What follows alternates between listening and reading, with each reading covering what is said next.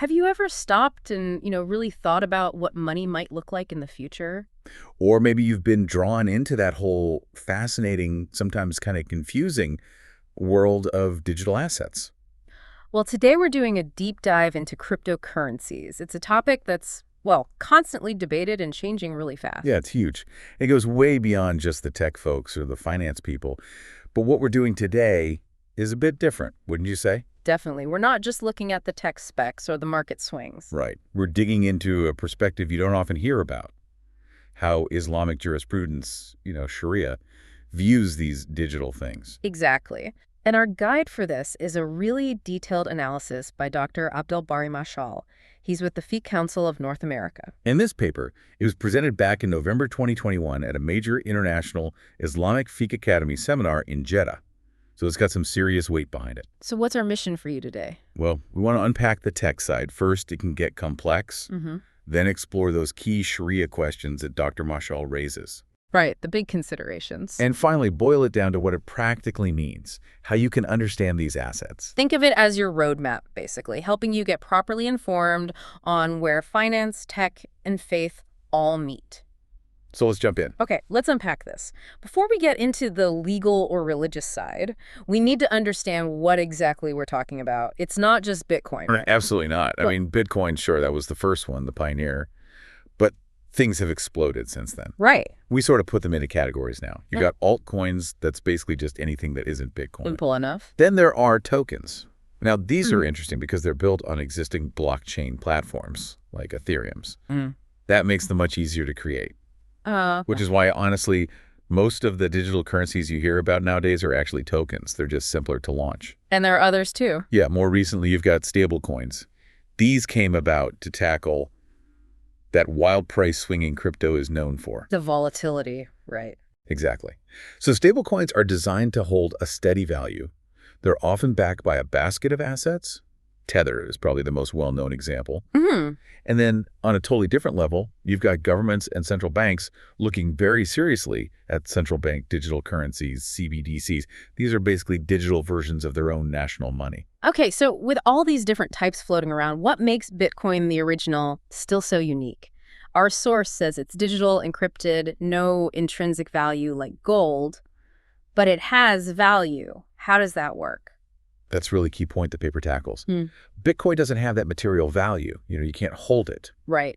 But because it's become so widely used for exchange, and it's pretty popular in many places, the paper argues it's mutaquawam. Mutaquawam. What does that mean exactly? It's an important concept in Islamic finance. It means something is recognized as valuable, something you could legitimately own, trade, use as capital. So in that sense, it's actually kind of comparable to modern money like the US dollar or the euro. They aren't really backed by gold anymore either. It's about accepted utility. Got it. And Bitcoin isn't just filed under altcoin then. The paper makes a distinction between it and, say, Ethereum.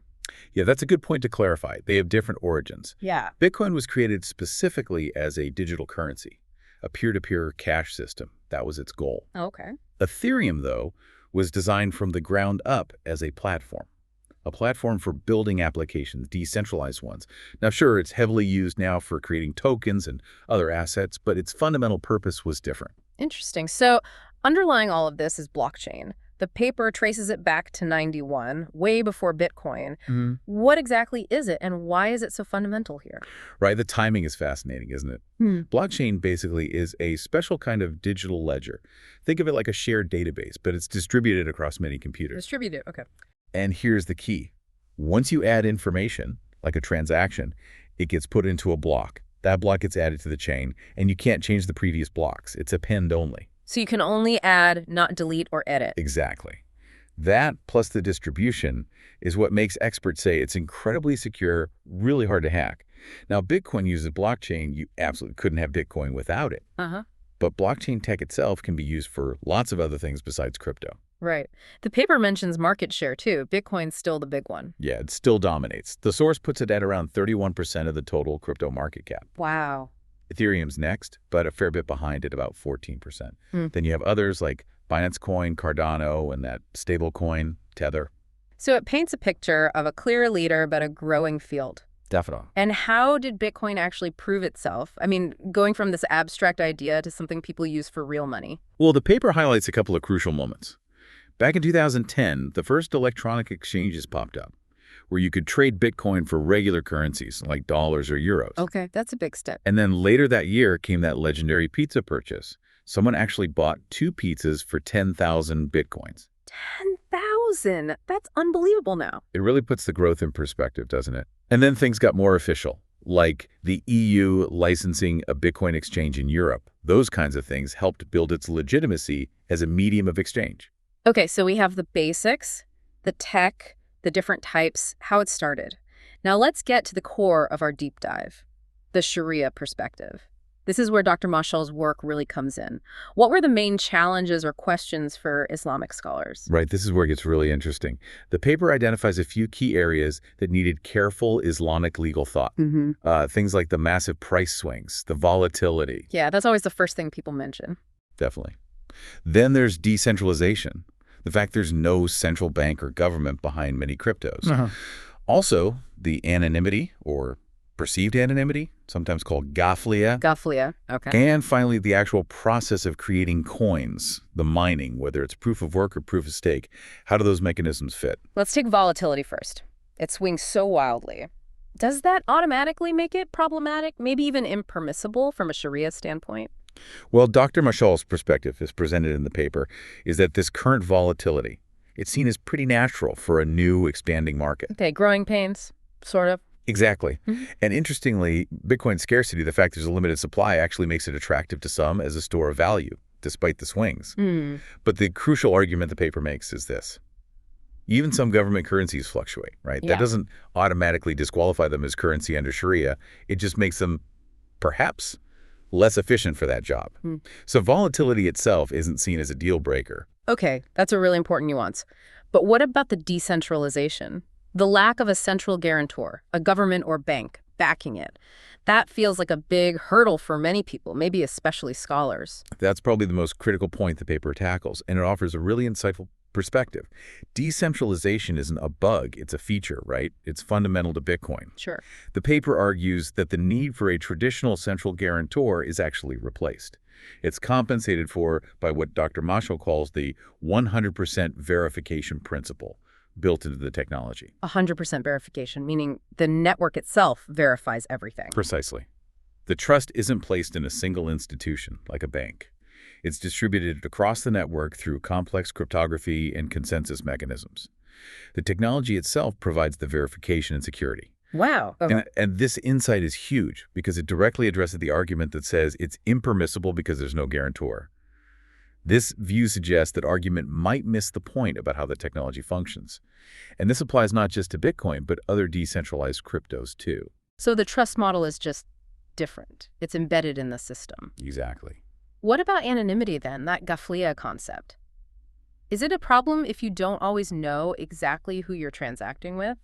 The paper takes a practical view here. It suggests that this perceived anonymity is often more like using a pseudonym or an address rather than true, untraceable hiddenness. Like using a screen name online. Sort of, yeah. From a practical standpoint, it's seen as just a renaming of the parties.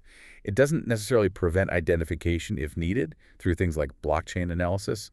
So as long as the actual transaction meets all the Sharia conditions for a valid exchange, this ghafliya aspect itself doesn't invalidate it. Okay. And the mining, creating the coins through proof of work or proof of stake. The paper is quite clear on this. It finds both systems permissible. Really? How does it frame that?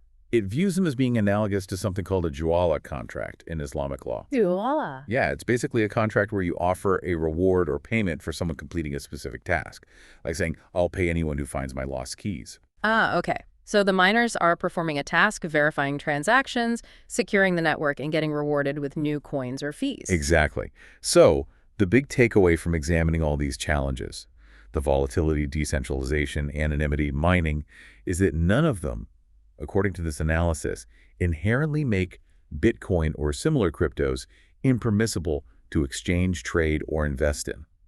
That's a significant conclusion. So if they are generally permissible according to this view, what does that mean practically? What rules apply? Are they treated like money? Yes, that's the core practical point. The paper argues that digital currencies, whether Bitcoin, altcoins, or tokens, should generally fall under the same Sharia rulings as regular paper money. So all the standard rules apply. Pretty much. Rules about riba avoiding interest are crucial.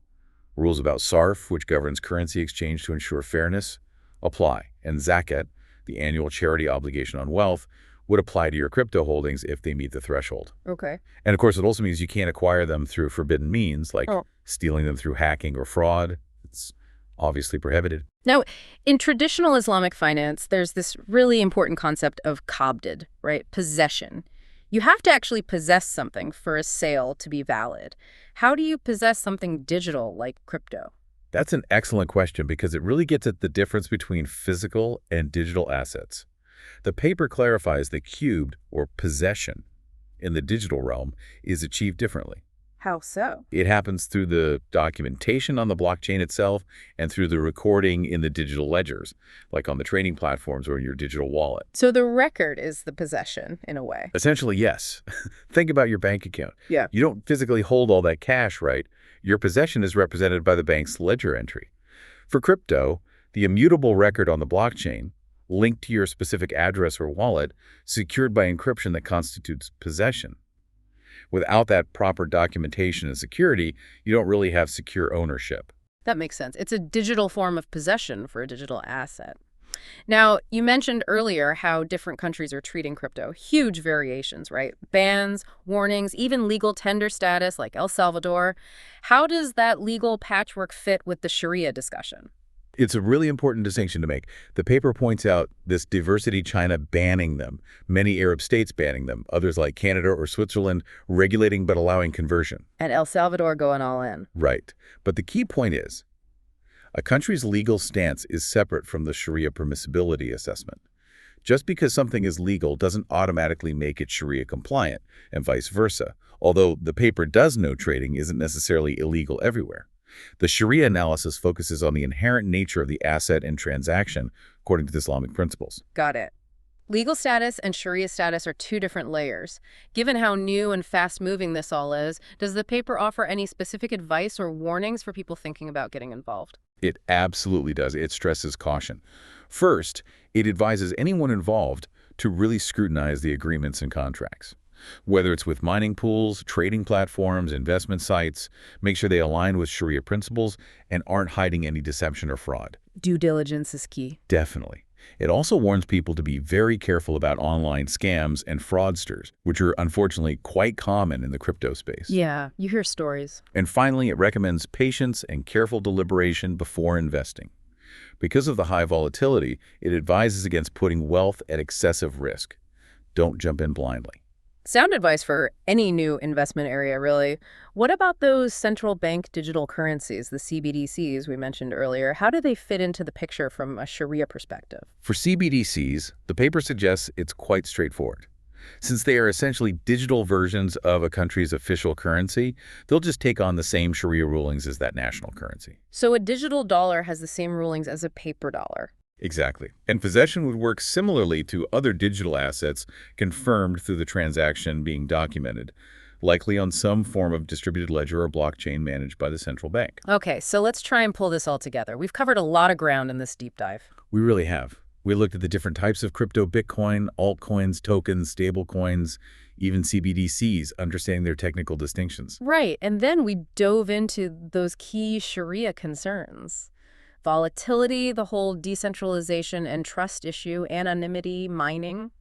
And saw how Dr. Mashal's analysis suggests these aren't necessarily insurmountable barriers from an Islamic perspective. The view presented reframes things like decentralization as a different form of guarantee embedded in the tech. Yeah, that was a key insight. And we touched on the practical side, how standard Sharia rules like riba, sarf, zakat apply, and how digital possession, qabda, actually works. Absolutely. This deep dive, really drawing on Dr. Mashal's work, suggests that maybe some of the initial hesitations about crypto from an Islamic viewpoint, especially around that lack of a central guarantor, can be rethought by understanding the decentralized verification. It seems the core idea challenges traditional notions of trust in finance, moving from trusting an institution to trusting the code, the technology itself. That's a great way to put it. So as this technology keeps racing ahead, constantly redefining what money even means, it leaves us with a big question, doesn't it? Hmm. Will our own understanding of ownership, of value, of trust need to evolve just as quickly if we're going to truly grasp both the potential and the pitfalls of this digital frontier?